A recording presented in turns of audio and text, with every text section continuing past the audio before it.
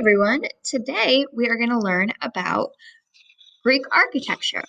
In Greek architecture, there's a lot of pillars like this. They are called columns. There are three different types. Today we are going to learn about the Ionic column. There's also a Corinthian column and a Doric column.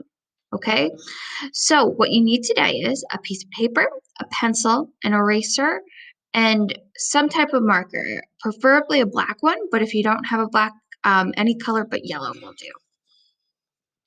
Okay, I'm going to move that over. So here is my paper.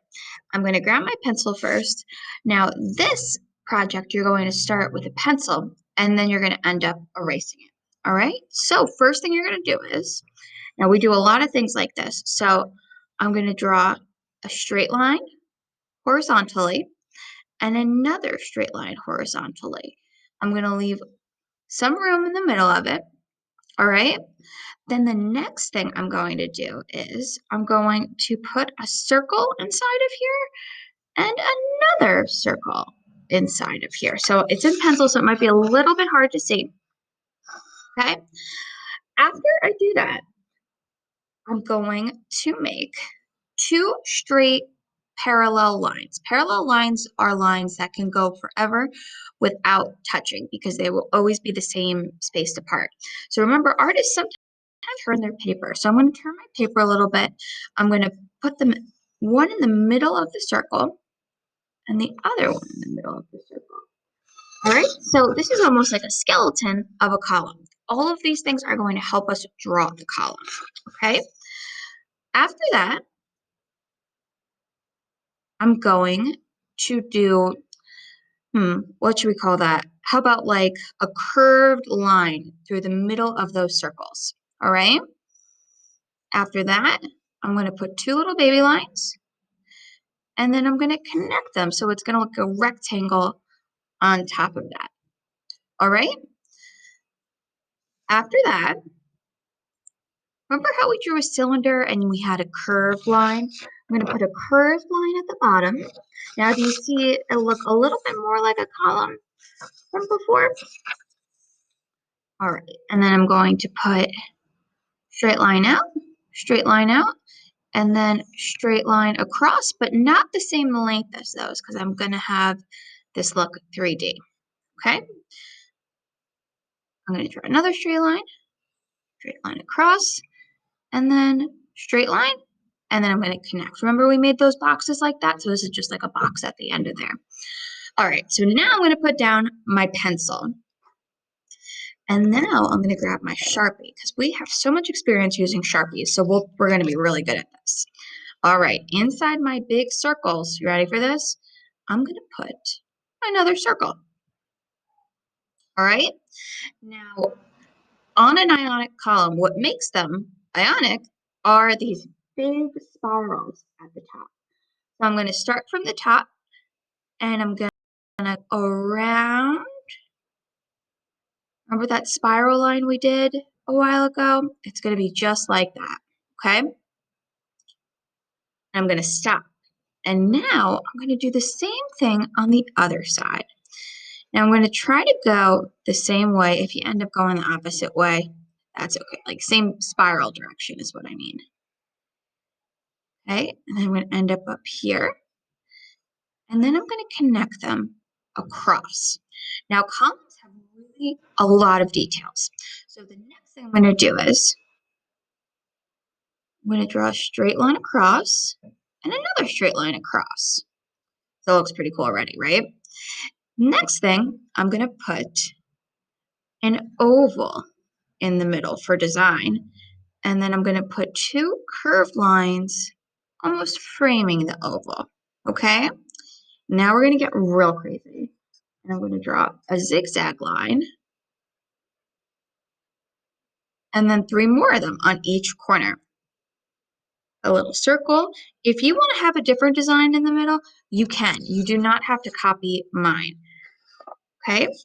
And then I'm going to color in a little bit with a Sharpie. This we don't do very often. I'm coloring in because this is like the shading we did. All right, I'm going to color that in to show that's a little bit darker around there. And then I'm going to add some little lines.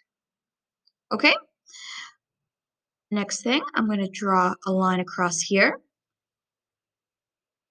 some lines for detail, skinny rectangle that goes out a little bit more. When you make things different sizes, it makes your drawing more interesting.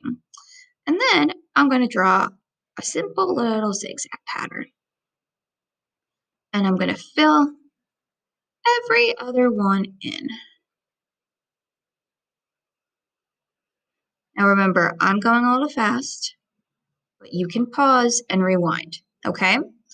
So now we're on to the middle of the column. We have to turn our paper to get a nice line. So I'm turning my paper and I'm starting from the bottom and going up to the column. You might do it a different way, and that's okay. If you want to do the next part in pencil, you can.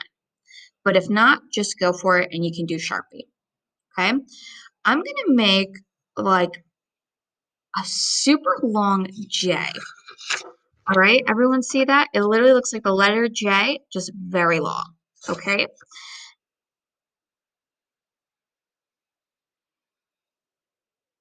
And then I'm going to make the letter J like that backwards. So it's like an oval that is extremely stretched out.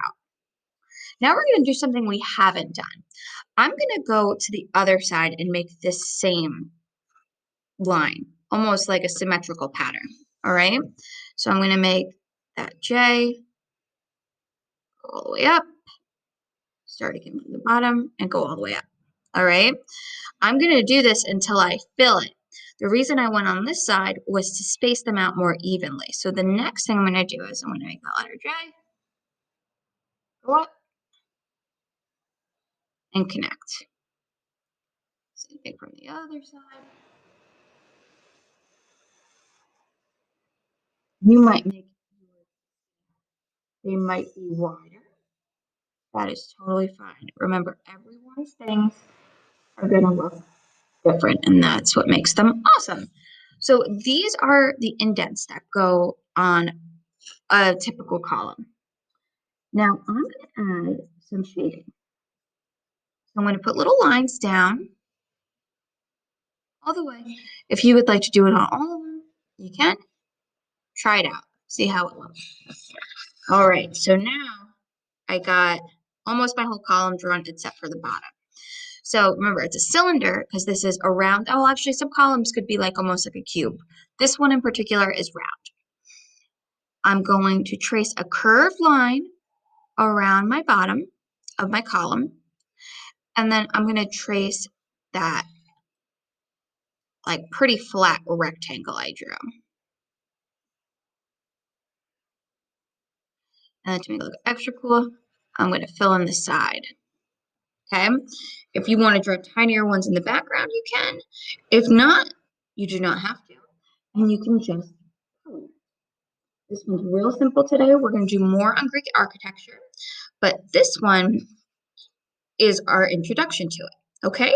All right. I will see everyone later. Have a wonderful day.